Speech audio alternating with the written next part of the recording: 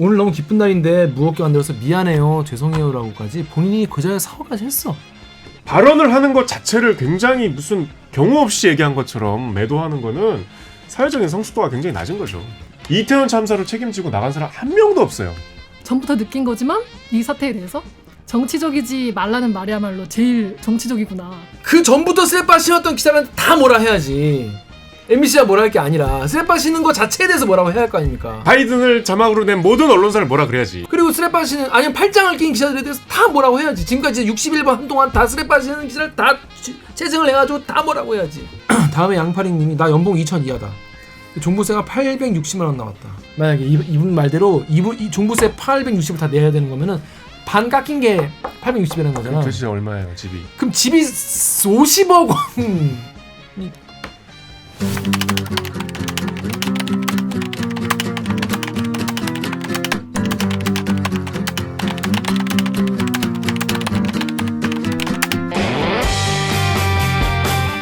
듣다 보면 빡이 치고 보다 보면 목이 막히는 사이다 한줄 본격 고급 정성 댓글 읽어주는 기자들.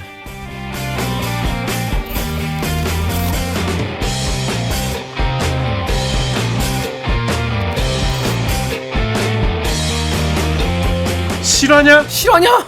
저비용 고퀄리티를 추구하는 사내수공업 방송입니다. 누리꾼 여러분들이 댓글 남겨주신 분노, 지체, 응원 모두 다 받으겠습니다. 여러분이 한 땀 한 땀 눌러주시는 구독, 좋아요는 4차 언론혁명에 자꾸 큰 힘이 됩니다. 반갑습니다. 전 댓글 읽어주는 기자를 진행하는 김기아 기자님. 오늘 방송 보시다 트위스타 이 방송 괜찮다 들만하다 싶으시면 구독과 좋아요 한번 누르십시오. 김 기자. 네. 축구 보지 마. 어제 보셨어요? 그게 어제 아니라 왜 3대1을 진지 알아요? 그게 왜요? 있어요. 제가 어제 술 한잔 하고 이제 집에 가서 혼자 TV를 켜고 이제 술이 좀 됐잖아. 열심히 이렇게 봤어요. 그래서 이제 한국전이니까. 한국전이니까 추가를 모시지만. 추가를 모시지만 봐야 내가 뭘 말할 거 아니야.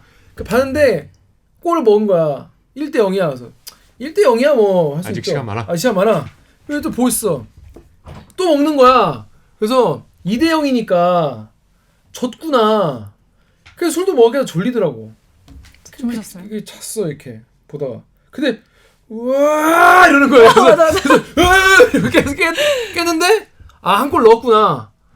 아유 2대 1이어도 지겠지 이러고 잤어. 근데 바로 좀 이따 또 우와 이러는 거예요. 그래서 나는 아무리 방송마다 시차가 다르다고 하지만 방송마다 시차 맞아요. 다르지 근데 않아요. 시차 수준일 정도로 간격이 짧았어요. 짧았어. 그래서 시차인가 요즘 위성방송이 이런가 막 그랬거든. 근데 그래도 지는 거잖아. 근데 이제 혹시 몰라서 이제 TV는 안 켜고 단톡방에 어케뎀? 동점임? 그러니까 사실 생각해보면 TV 켜는 게 더 말을 했을 때 간편한데 단톡방에 동점임? 얼마나 관심이 없었어. 어케뎀? 그래가지고 이제 사람들이 동점이라고 지금 난리 났다고 지금 2골 넣었다고 뭐 조규성 선수 갓이라며 막 그래서 가시였죠. 그럼 이제 그거 봐야겠다. 다시 켰죠. 네. 켰는데 바로 골을 잡수었더라고. 저랑 완전 반대로 보셨네요. 난 그래서 골 장면을 아직까지 못 봤어. 저는 어제 10시에 무슨 일이 끝나가지고 그냥 축구 별로 관심도 없고 근데 친구가 갑자기 같이 보자고 해서 후반전 10분부터 봤어요. 근데 갑자기 골이 하나 들어가고 또 들어가는 거예요. 그래가지고 근데 그 뒤로 못 봤거든요. 그래서 딱 그 골 들어가는 딱 그 10분만 보고 와 진짜? 나머지 안 봐서 너무 재밌었고 나랑 반대네. 너랑 나랑 그 뒤에 안 봤어? 뒤에는 그냥 골 먹는 거 안 봤어? 먹어 들어갔길래 졌다고 껐어요. 나는 그 조규성 선수가 원래 인스타그램 팔로워가 2만이었다가 지금 140만이 됐대요. 제가 있습니다 그 안에. 그 중에 그래갖고 나는 그 생각이 들더라고. 조규성 선수가 우리 방송을 보는 사람이야. 골을 넣고 세레모니로 구조할 부탁드려요. 이것만 했어도 한 번에 100만 명 이상 되는 건데. 저희도 뭐 열광해 주신 분들이 계시니까. 포르투갈 저는 보지 마요. 어디 가둬놔야겠어. 내가 안 보면 이긴다는 이겨. 보장만 있으면 내가 진짜 안 본다. 각자 좀 각자의 자리에서 노력을 좀 해줘요. 우리 각자의 자리에 최선을 다하는 각자 자리에서 열심히 하는 그런 삶도 돼야 될 것 같습니다. 자, 그럼 저희는 로고 듣고 1, 2부 내가 바로 외람이 진짜 외람이 코너로 돌아오겠습니다. 로고 주세요. 나는 기레기가 싫어요. 지금 여러분은 본격 KBS 소통 방송 댓글 읽어주는 기자들을 듣고 계십니다. 오늘 들려줄 이야기는 때는 바야흐로 2022년 여의도 KBS에서 일어난 일이야. 당시 우리나라 상황은 마치 전쟁터를 방불케 했어. 그때 바로 그때 4차 언론혁명의 시초가 된 채널이 등장했던 거지. 바로 대들기. 구조할 뿐 이렇게까지 하는데 멋있는 외람이 많고 많지만 내가 바로 외람이 진짜 외람이 타사나 KBS 기사에 외람된 뉴스 소개시켜드리고 외람된 질문을 던지는 코너예요. 자, 우리 정민 기자 어떤 아이템을 이번에 가져왔습니까? 슬픈 기사인데요. 아, 죄송합니다. 내가 너무 밝게 소개했군요. 문소리 씨 배우가 이태원 참사 희생 동료를 추모했다는 기사입니다. 당시에 이제 문소리 씨가 시상자로 나와서 본인의 이제 추정컨대 뭐 스타일리스트 중에 한 분이 이태원 참사에서 이제 돌아가셨던 모양이에요. 그래서 그분에 대한 추모를 하면서 동시에 진상 규명을 촉구하는 발언을 하셨는데, 근데 이제 이 기사를 굳이 갖고 온 이유는 이 기사에 대한 반응이 너무 슬퍼. 이해가 안 돼. 우리 사회가 이 지경까지 됐나 싶어요. 문소리 배우의 소감 잠깐 먼저 듣고 오실게요. 네, 다들 안녕하시죠? 문소리입니다. 근데 미처 제가 작년에 하지 못했던 이야기가 있는데 오늘 여러분들이 많은 수상 소감을 해주시는 걸 들어보니까 빼먹은 것 같아서 하나 더 하고 싶은데 괜찮을까요? 그럼요. 네. 감사합니다. 늘 무거운 옷가방 들고 다니면서 나랑 일해준 안지호, 지호야 너무 고마워. 사랑해. 네가 얼마 전에 10월 29일 날 숨 못 쉬고 하늘나라로 간 게 아직도 믿기지 않지만 이런 자리에서 네 이름 한번 못 불러준 게 굉장히 마음이 아팠고 너를 위한 애도는 이게 마지막이 아니라 그래, 진상규명되고 책임자 처벌되고 그 이후에 더더욱 진짜 애도를 할게. 지호야 사랑해. 오늘 너무 기쁜 날인데 무겁게 만들어서 미안해요. 죄송해요. 기쁜 어떡하지? 날이지만 또 의미를 함께 나누는 날이기도 합니다. 괜찮습니다, 문소리 씨.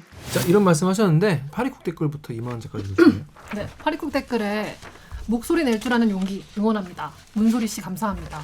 또 유튜브 댓글에 언제나 응원해님, 문소리 배우님 고맙습니다. 당신의 용기에 위로받습니다. 아마 많은 시민들도 위로가 되었을 겁니다. 안지호님의 명복을 빕니다. 부디 진상규명 철저히 밝혀져야 희생자분들도 평안해지실 겁니다. 김혜수 배우님도 고맙습니다. 또 인벤 댓글에 다인백대럴님이 판테라 기타리스트 디운의 무대에서 총 맞아 돌아가신 다인백대럴 기타리스트 추모하는 연예인이 공개적으로 저러기 쉽지 않은데 진짜 멋있다. 역시 블랙리스트 유경험자. 저 문소리 씨 발언 듣고 어떠셨어요? 딱 그냥 본인 생각은 너무 당연하잖아요. 내 지인이 사고로 희생이 됐는데 내가 공적인 자리에 섰어. 그 지인을 추모하고 아직 밝혀지지 않은 진상규명을 촉구하는 게 이게 무슨 논란의 여지가 있습니까? 그런데 인벤에 에비아님이 연기자면 연기나 할 것이지 정책 풍기면서 사람들 선동하는 모습 참 별로네 이렇게 말씀하셨고, 유튜브 SG1님이 수상자가 축하받을 즐거운 자리에서 갑분싸 만드냐 이런 말씀도 하셨습니다. 그러니까 왜 거기서 연예인이 말이야 정치색 드러내고 그러냐 이런 말씀이세요? 당사 지인이 희생자신 거잖아요. 지인이 아니어도 상관없죠. 그렇죠. 이거 뭐 제가 댓글 중에는 뭐 그런 것도 있더라고. 상을 주러 왔으면 그 본분에 맞게 분위기를 좀 맞춰야지 왜 상 주러 온 주제에 선을 넘는 발언을 해서 시상식 분위기를 망치냐, 이런 지적들을 왜 하는 거예요? 왜? 이분이 그 청룡영화제 보시다가 이 발언 보고서 뭐 채널 돌리셨나요? 저는 10중 8구 청룡영화제 보지도 않았을 분들 같아요. 굳이 왜 그런 말을 하죠? 이 발언으로 본인이 뭐가 불편한가요? 내 생활에 무슨 피해를 받았나요? 왜 내 지인이 죽은 그 사건을 추모하고 애도하고 촉구하는 거를 왜 욕하죠? 그게 본인이 개인적으로 최근에 뭐 주변 상을 당한 게 아니라 정말 대규모로 우리 사회적인 참사가 일어난 것이기 때문에 많은 분들에게 뭔가 이 문제에 대해서 어서 빨리 뭔가 책임자가 누군지 진상규명 이런 거에 대해서 필요하지 않냐라는 말씀을 하신 거고 같이 추모하자 해달라 이런 이야기인데 이런 거는 어차피 원래 외국에서도 많이 합니다. 원래 이렇게 이런 참사가 있을 때 같이 추모하고 묵념하는 거는 되게 인간으로서 그냥 같이 해줄 수 있는 어떤 배려와 예의에 속하지 않나요? 그냥 아예 모르는 사람이라도 그냥 지인이 뭐 세상을 떠났어요라고 하면 같이 추모해 주지 않나요? 보통 안 그러나? 저는 이 소감을 보고 든 생각이 제가 생각했던 것보다 12구 이태원 참사가 되게 큰 참사였다는 게 딱 와닿았거든요. 왜냐면 저는 뭔가 이 사건의 슬픔에 대해서 생각할 때 유가족들 정도만 생각을 했는데 사실 그 사람들이 친구도 있고 또 직장 동료까지 있었다라는 게 뭔가 확 실감이 나서 진짜 159명의 희생자뿐만 아니라 되게 몇천 명의 사람들이 지금 애도 중이겠구나. 사실 한 달이 두 달이 건너면 다 아는 사람들이 나올 수 있어요. 정도가 아니죠. 그쵸. 몇만 명일 수 있지. 또 전부터 느낀 거지만 이 사태에 대해서 정치적이지 말라는 말이야말로 제일 정치적이구나. 자, 여기 문소리 씨 발언 중에 제일 이제 댓글에 많이 언급이 됐던 발언이 진상규명되고 책임자 처벌되고 이후에 진짜 애도를 할 게 이 부분이에요. 그러니까 추모나 할 것이지 그러면 진상규명을 왜 추모하는데 진상규명이 왜 나오냐 뭐 이런 지적들인데 단 한 명도 이태원 참사로 책임을 지고 사퇴하거나 잘린 사람이 없어요. 그러니까 굳이 한 명 꼽자면 용산 경찰서장이 이제 대기발령 그 이제 직후에 단 한 명도 뭐 여기에 대해서 근데 최근에 그 MBC 기자와 대통령 간의 설전 뭐 대통령실 비서관 설전이었지만 책임지고 나갔잖아. 본인이 자진 사퇴했잖아. 깜짝 놀랐어요. MBC 기자를 관리 못했다는 책임을 지고 이태원 참사로 책임지고 나간 사람 한 명도 없어요. 그런 상황이고 그 다음에 이상민 장관 불과 일주일 전에 무슨 일이 있었습니까? 그 국회에서 유가족 명단 했더니 유가족 명단 없다고요 하고서 막 윽박 질렀는데 있는 걸로 밝혀졌잖아. 윽박 지르시면 뭐 저 없는 게 있는 게 되냐고 그렇게 말해놓고 당당하게 일갈하시던 분이 사실은 그게 있었던 것으로 밝혀졌고 유가족들이 직접 이상민 장관 해임을 요구했고 국민 여론도 70% 이상이 이상민 장관 해임돼야 된다고 얘기했고 그래서 야당이 이상민 장관 해임 건의안을 발의하겠다고 하니까 대통령실은 국정조사를 전면 보이콧하겠다 그랬죠. 그게 무슨 국정조사인데? 이태원 참사에 대한 국정조사예요.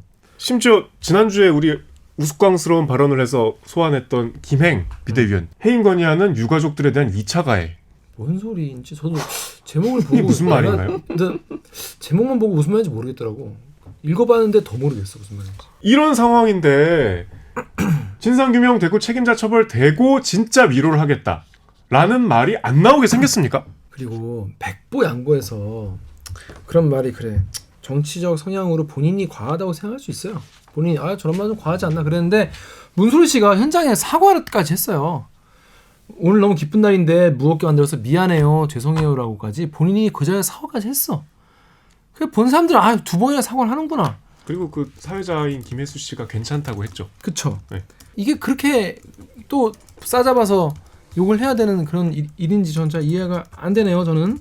자, 아무튼 이 청년영화제에서 충분히 추모할 수 있고 얘기할 수 있고 또 그리고 과하다고 생각된다면 죄송하다라고까지 얘기를 했고 전 그리고 숨진 분께서 또 방송업계, 연예업계에 종사하시던 분 스타일리스트셨으니까 전 충분히 같은 청룡영화제에서는 같은 동종 업계의 사람이기 때문에 저는 충분히 그러네요.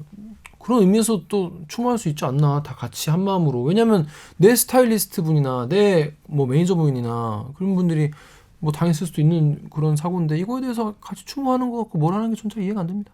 이런 발언이 그래도 나왔다는 거는 어쨌든 시상식이 자기들끼리 잔치가 아닌 이상 저는 뭐 배우라고 이런 얘기 못합니까? 어쨌든 인플루언서잖아. 모든 그 사람들이 동의하지 않더라도 대중이 누군가 얘기하면 귀를 기울일 만한 영향력을 갖고 있는 사람이 우리 사회가 직전에 겪었던 아픔에 대해서 얘기하는 거를 부자연스럽게 받아들일 이유가 전혀 없어요. 사실은 내 지인이 아니어도 괜찮아요. 헐리우드에서는 아카데미 시상식 같은 데서는 정치적인 이유로 막 상을 보이콧하고 안 나오고 그러잖아요. 우리가 좋아하는 대부 주인공 말론 브란도 그 상 받으러 안 왔어요. 그 심지어 무슨 현안도 아니고 인디언 차별 뭐 이런 게 안 왔어요. 그래서 내 발언을 사회에 알릴 통로로 여기고 그걸 미국 사람들이 이상하게 생각 안 해요. 비판할 사람은 하겠지만 그 생각과 다른 사람들. 근데 발언을 하는 것 자체를 굉장히 무슨 경우 없이 얘기한 것처럼 매도하는 거는 사회적인 성숙도가 굉장히 낮은 거죠. 그럼 뭐 댓글 그런 거였어. 배우 주제에 뭘 안다고 뭐 그런 식으로 쓰는 분들 많이 계시던데 참 본인의 인식 수준을 드러내는 그 댓글인 것 같다. 네. 자, 우리 다음 아이템 어떤 거죠? 우리 지난주에 이제 뭐 MBC 기자와의 설전 소개해드렸는데 아직까지 대통령실은 열리지 않고 있죠. 네. 거기 이제 장막을 쳤는데 그 장막도 아직 걷지 않고 있는데 뭐 제3의 길인가요? 기자실을 외부에 이전한다는 보도가 있었어요.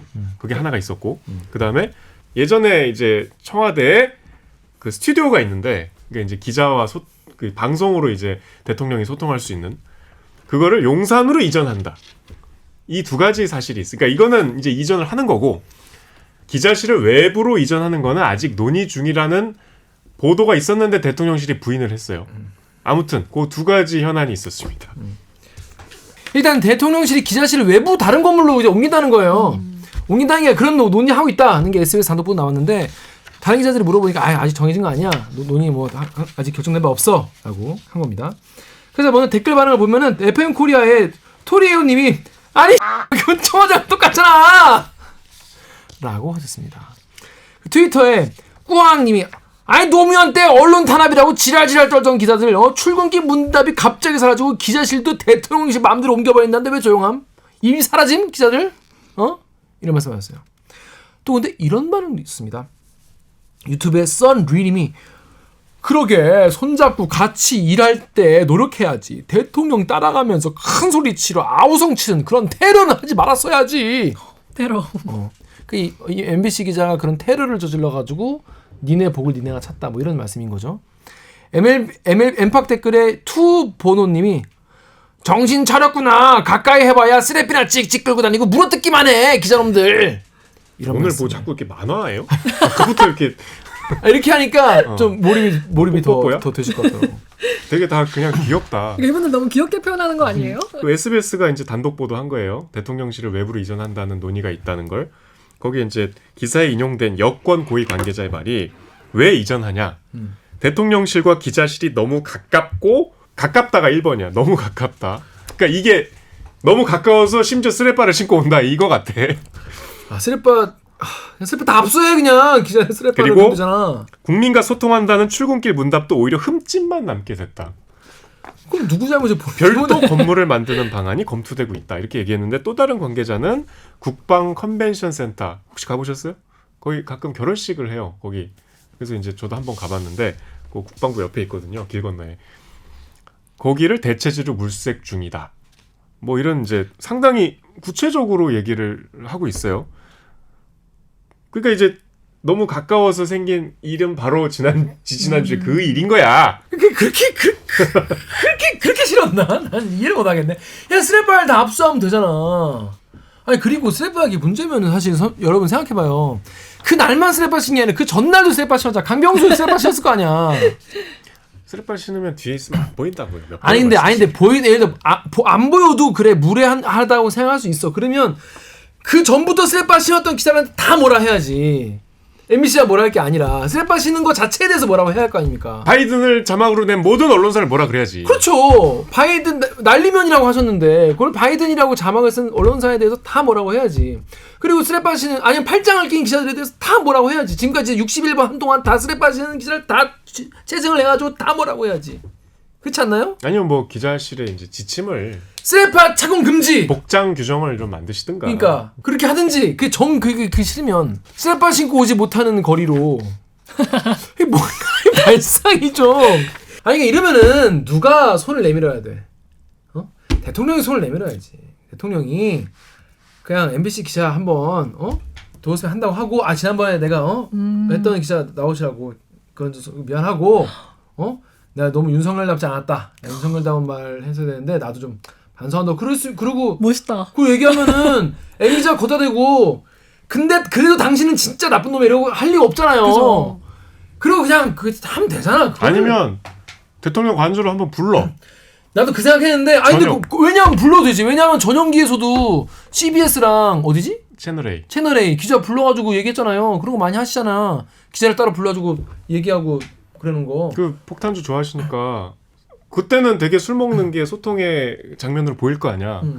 몰래 드시지 마시고 자꾸. 그러니까. 그때 하고서 얼굴 뻘개져서 둘이 어깨동무하고 나오면서 나도 잘할게 하면 진짜 나는 녹는다. 진짜 난 그러면 녹아. 또 그러니까 그런 좀 대인의 풍모가 좀 있으면 좋겠다. 그냥 저는 이제 윤석열 정부의 성공을 무한히 기원하는 입장으로서 그런 대인의 풍모를 좀 보이시면 어떨까 그런 말씀을 드려요. 네. 그래서 FM 코리아의 도리오님 말씀처럼 아니 그러면 청와대랑 다른 게 모임 왜 나왔음? 결국 그 수많은 돈을 들이고 그 사회적 비용을 들여가면서 청와대에서 용사로 나온 이유는 국민들과의 소통을 더 많이 하겠다. 그 중에 하나로 도어 스태핑 가장 상징적인 그거 아니겠습니까? 그거 말고는 소통한 게 없잖아. 나와가지고 국민들하고. 유일하지. 예. 네. 그러면 이렇게 되면 춘추관이랑 있는 거랑 똑같은 거잖아. 아니 그러니까 이게 보세요.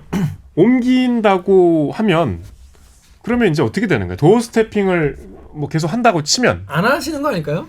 도어 스태핑을 한다면 뭐 6, 7분 거리에 있는 컨벤션 센터로 이전을 했을 때 기자들이 대통령 출근할 때 글로 왔다가 이제 가는 거잖아요. 그렇죠. 이제 대통령이 오십니다로 가면 그때부터 의관을 정제하고, 네. 그러니까 목욕부터 하고 그때부터 샤워하고 샤워하고 머리 이제 목욕 재개하고 그리고 이제 딱 의관을 정제하고 거기 그 구반 컨벤션 센터부터 그 대통령실 그 올라가는 엘리베이터까지 3보 1배 하면서 가서 딱 대기하고 있는 거죠.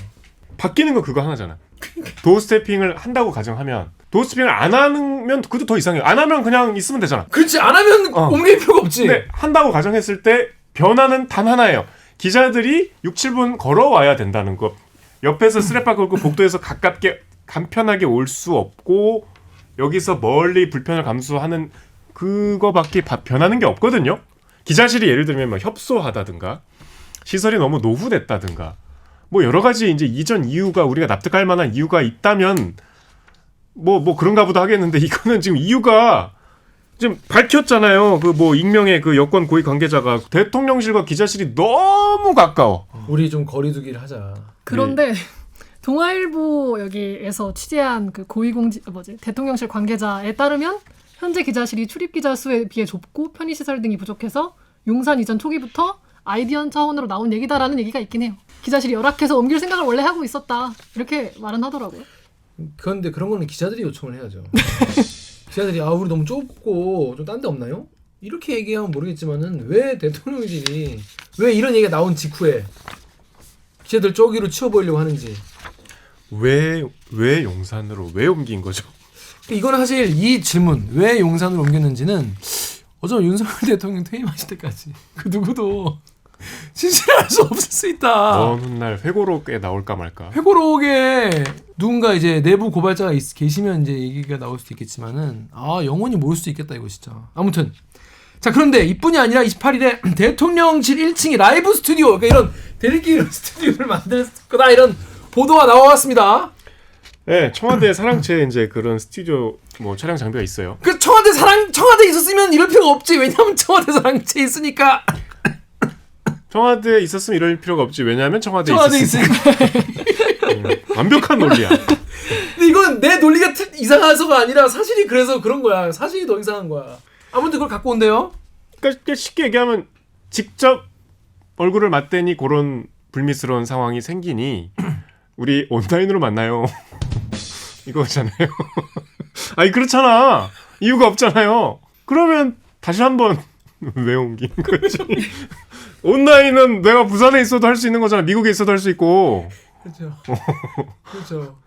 근데 이제 그거는 뭐 계속 그거는 그게 아니라 거기서 이 장비를 썩히느니 여기서 갖고 온 거다 하는데 이 시점이 너무 지금 그러니까 이게 결국 도어 스태핑 보완책을 여러 방면으로 모색하고 있다는 추정을 할 수밖에 없는데 지금 자꾸 대답을 안 해주니까. 아니라고 하니까 대통령실이 아니다.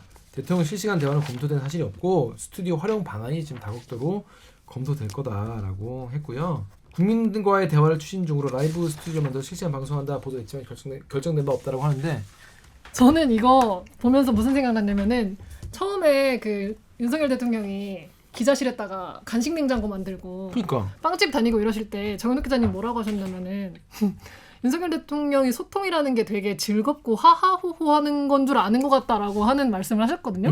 예리하네. 네, 그랬어요? 네네 그렇게 말씀하셨는데 그 말이 딱 떠오르면서 진짜 이게 되게 즐거울 줄 알았는데 자기한테 반박을 하니까 화가 났나 보다라는 생각이 자연스럽게 들더라고요. 근데 그거 되게 뭐랄까 정연욱 기자의 되게 뭔가 번뜩이는 말이긴 하네요. 그러네요. 왜냐 그때 아니, 이미 알아보신 거예요. 진심으로 이런 기억이 안 사태를? 나는데. 왜냐하면 검찰총장이거나 검사장일 때 기자와의 소통은 너무 즐겁지. 왜냐면 내가 하는 말이 다 기사거든. 그럼 입안에 혀같이 굴어주죠. 왜냐하면 검사장이나 검사총장한테 뭔가를 정보를 우리가 얻어내야 되니까 막 셔셔셔 하면서 뭐 이런저런 정보도 얘기해주고 그럼 술 주면 감사합니다 이러면서 물론 더 친하면 그렇게 안 받겠지만 그런 기자들 많이 만났겠죠. 비교적 모든 기자가 그렇다는 거 아니에요. 기자님을 또 너무 서운해하지 마시고. 자 그런데 그런 소통을 기대한 거지. 그렇게 하겠지 얘네가. 최근에 무슨 코미디 프로에서 패러디를 했는데 뭐 물어보면 그 부분은 딴 데 가서 유관부서에 물어보세요 뭐 이러더라고. SNL에서 보니까 그런 식으로 그냥 다 대답을 사실상 안 했잖아요.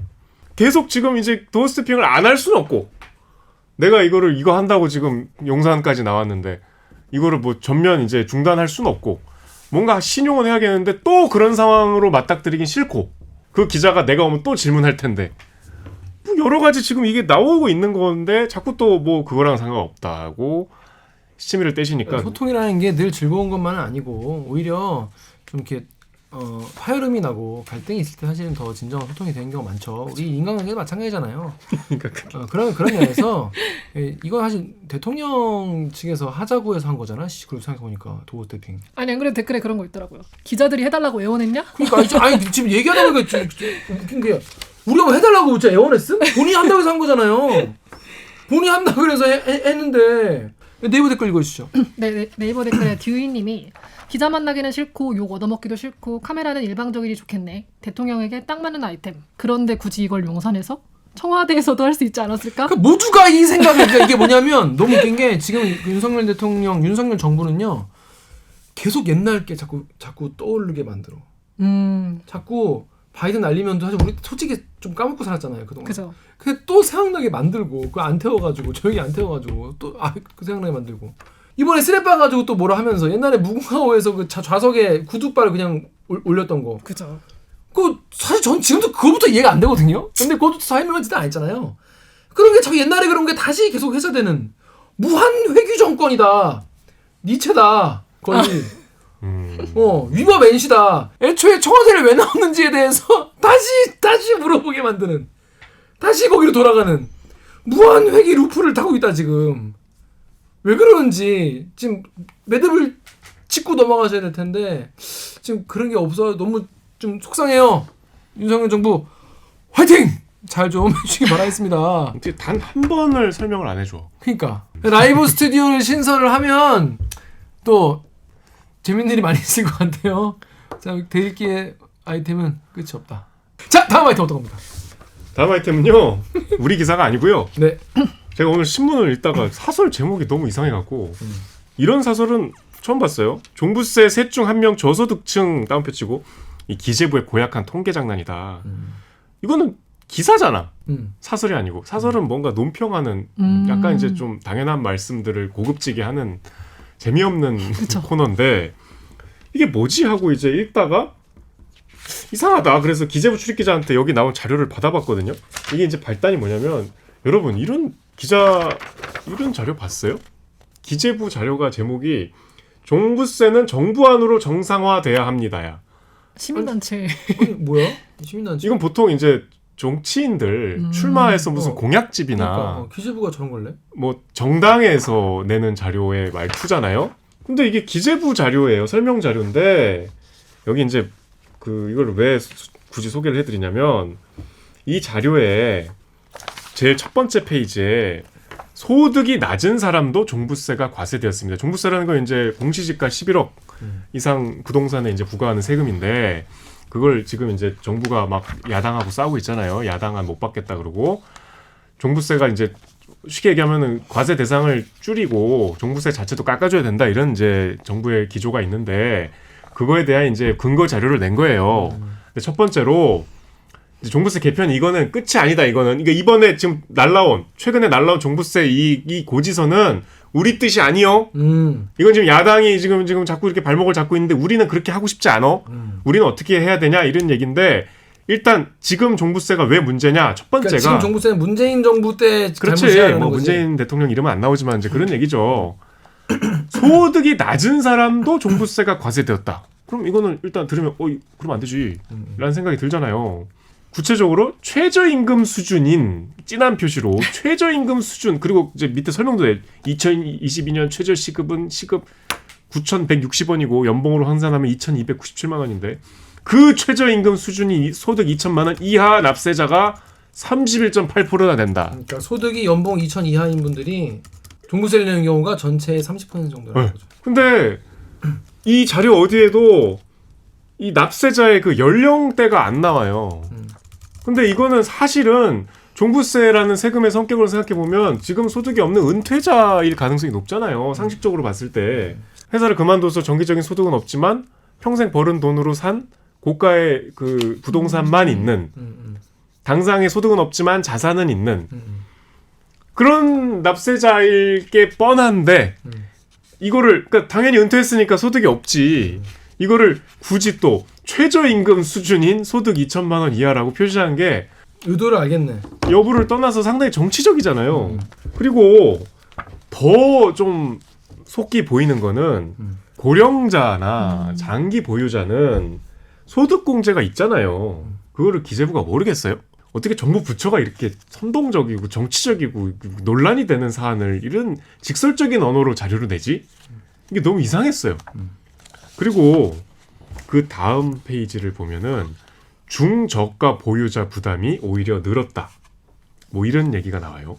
이게 지금 야당하고 지금 계속 부딪히는 이슈 중에 하나가 1주택자에 대한 그 3억 원 특별 공제예요. 그러니까 이제 기본 공제 금액이 11억 원인데 그걸 14억 원으로 늘리자는 거예요.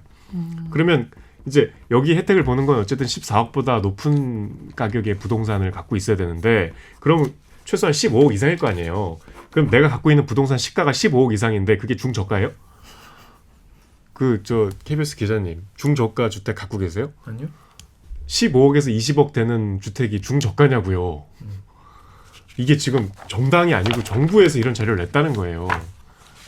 이런 장난질을 쳤다는 걸 사설에서 읽고 찾아서 확인했다는 제 후기를 들려드리고 싶어서 소개해드렸습니다. 근데 다른 언론도 다 똑같이 봤었어요. 연 2천 버는데 종부세 납부. 이런 1주택자 30% 넘었다. 제목이네. 종부세 1주택자 32%가 저소득층. 은퇴자 세 부담 가중이 현실로. 종부세는 1주택자 10명 중 3명 연소득 2천 이하 저소득층. 1주택 종부세 32%가 저소득층. 이런 데도 수술 미룰 건가? 그랬더니 댓글이 또 날선 댓글이 달렸어요. 네이버의 객님이 가난한 사람이 세금을 더 내는 나라가 됐네. 모녀 사건이 더 일어나겠구나. 아니, 무슨 일이 아닌데. 세모녀 사건이 그분 사신 집은 전혀 동떨어진 얘기죠. 지금 공시지가 11억 이상 집 갖고 얘기하는 거예요. 네. 네? 그리고 공시가 11억, 12억은 종부세 얼마 나오지도 않습니다. 거의 안 나와요. 거의 안 나. 몇십만 원도 안 나올걸? HJY5땡땡님이 강남 산다고 다 부자 아니다. 집 한 채 갖고 있는데 니네가 집값 올려놓고 세금 엄청 내라고 왜 그러냐. 근데 본인 집값이 오른 거 아닌가요? 그렇죠. 다음에 양파링님이 나 연봉 2천 이하다. 근데 종부세가 860만 원 나왔다. 내가 부자니? 네. 근데 종부세가 860만 원 나오면 집이 어마어마하시네. 집이 얼마신 건지 계산을 잠깐 해보죠. 나 연봉 2천 이하다 이놈들아. 가로치고 이제 빈칸이죠 이게. 집은 얼마나? 계산기닷컴 1주택자 예를 들어서 금액이 내가 부자니? 이러시는데 이분은 860만 원이면은 1주택자가 아니고 2주택 이상이신 거예요? 아파트 25년째 한 곳에 살고 있는데 장기 보유 아니 850만 원이면 여러분 딱 나왔다. 얼마예요? 이분 집은 22억 정도 하는 거예요. 22억. 물론 그러니까 예, 술자리 같은데 김 기자 이렇게 안마해주는 타이밍. 근데 내 연봉 2천 이하인데 종부세가 860만 원 나오면 정말 모든 소득이 하나도 없으면 좀 막막하긴 하시겠죠. 왜냐면 내 연봉의 절반 가까이를 세금을 내셔야 되니까. 그러니까 그렇게 지적을 하면은 말이 되죠. 이게 실질적인 문제잖아요. 이게 은퇴하신 분들이 내 집 하나 그냥 깔고 앉아서 내가 소득은 없지만 이 집으로 먹고 사는, 이 집담보대출로 먹고 사는 분들이 있어요. 제 주변에도. 그분들을 실질적으로 굳이 과세에 적용식 좀 더 절세를 해줘야 된다 이런 주장할 수 있잖아요. 그렇죠, 그렇죠. 그러니까 이거는 이렇게 막 장난으로 지금 소득이 없는 사람들이 더 많이 돈을 이렇게 거짓말을 하면 안 되잖아요. 그런 말씀이에요. 근데 지금 이게 왜 문제냐면은 은퇴자나 고령자가 많을 것인데 문제는 지금 이게 이미 고령자 장기 보유분들은 소득 공제를 하고 있다는 거잖아요. 그렇죠. 공제를 받고 계세요 이분들은 지금. 그걸 공제해주는 데가 어딥니까? 기재부잖아요. 그렇죠. 그 기재부에서 이렇게 모르는 척하고 자료를 중저가 보유자 부담이 늘었다 이러면 어떡해요? 장기 보유 세액 공제가 있어요. 고령자나 장기 보유한 경우에는 현행 종부세법은 만 60에서 64세에는 20%, 그 이상은 30%, 70세 이상은 40%는 깎아줘. 그리고 15년 이상은 절반으로 깎아줘. 두 공제가 같이 있으면 80%까지 깎아줘. 그 이분은 예를 들어서 25년 보유하셨다잖아요. 그럼 15년 이상 보유하면은 50% 깎아주거든요. 그러면 1억 7천이었다는 거예요. 만약에 이분 말대로 이 종부세 860을 다 내야 되는 거면은 반 깎인 게 860이라는 거잖아. 도대체 얼마예요, 집이? 그럼 집이 50억 원 아닌 것 같은데 이분은 400만 원만 내실 것 같은데 그래도 부담스러울 수 있죠. 기재부에서 이런 자료를 냈고 연령도 기재하지 않고 그거를 이상한 표현으로 덮었어요. 근데 그거를 또 그냥 언론들이 다 기사로 받아 썼어요. 이건 좀 이상한 현상이다. 이거 왜 굳이 언론이 아무리 보수 언론이라고 해도 종부세를 깎아줘야 된다는 정부 편을 왜 굳이 들어줄 필요는 없잖아요. 자, 그렇습니다. 기재부가 이렇게 보도자료로 이렇게 되게 선언적으로 이런 거 봤어요. 또 기자 생활하면서 처음 봤어. 그래서 클리앙의 아시쿠님이 야, 이건 기본적으로 좀 잘못된 기사다. 재산세랑 소득세 혼용하지 말자. 재산 10억 가진 사람이 연봉이 2천이고 재산이 아예 없는 사람이 연봉 1억이면 누가 더 부자냐. 연봉 1억인 사람이 10년 동안 모아야 재산 10억 되겠죠. 그리고 연봉 이런 게 어떻게 10년 하고 10억을 모아요. 못 모으죠. 한 20년, 30년 모아야 되지. 그렇죠. 그래서 근데 그리고 재산 10억 부동산 10억 가지신 분은 10년 뒤에는 10억이 20억 돼 있을 수도 있죠.